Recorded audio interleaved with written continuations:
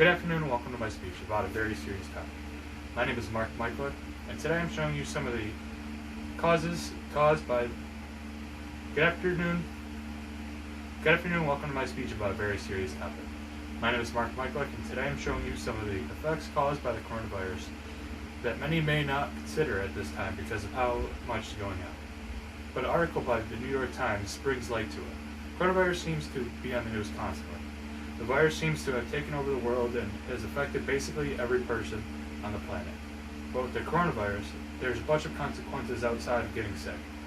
For example, the economy has crashed, protests for and against reopening the economy, conspiracy theories, layoffs, etc. The world seems like it's ending. But the consequence I'd like to talk about today is hunger. A problem before coronavirus and a problem that will remain after. But with all that's going on, hunger is bound to increase and affect poorer nations, and even ours. In an article by the New York Times, it says it could double. The article begins with how the World Food Program, which is part of the United Nations, states that global hunger is bound to increase from the lockdowns resulting from COVID-19, perhaps even double. About 265 million people from low to medium income nations will be at risk of starvation by the end of the year. In 2019, that number was 135 million. Climate change and the global economy crashing are the main causes for this increase, but an effect that maybe isn't getting the attention deserved as from news stations like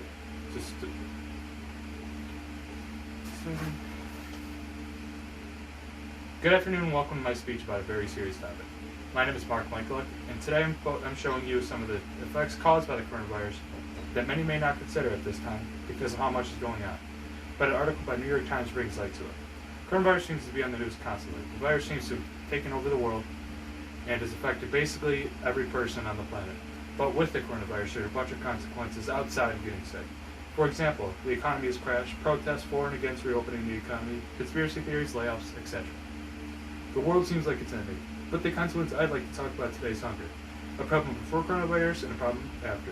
But with all that's going on, hunger is bound to increase and affect poor nations, maybe even our own.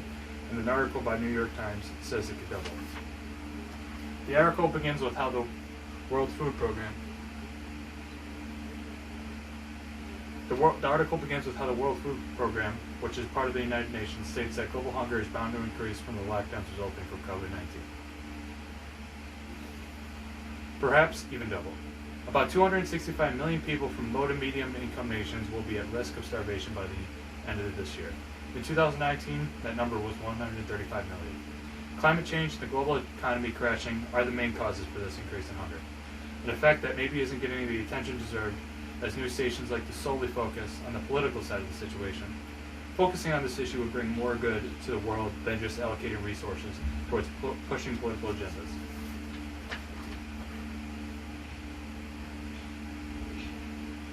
All aspects of life for us have changed across the world. This has dramatically damaged agricultural output. This could mean the end for millions of people in these unfortunate countries who are already struggling. A quote from the article states, "It is a hammer blow for millions who cannot eat or who can eat if they earn a wage. People in these nations don't have our resources, so if they don't get a wage, it could be over for them."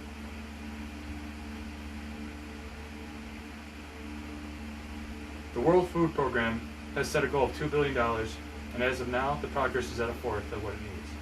While a lot of news stations like to focus this time for other things, such as all the politics, but they should focus on the situation like donating to the World Food Program.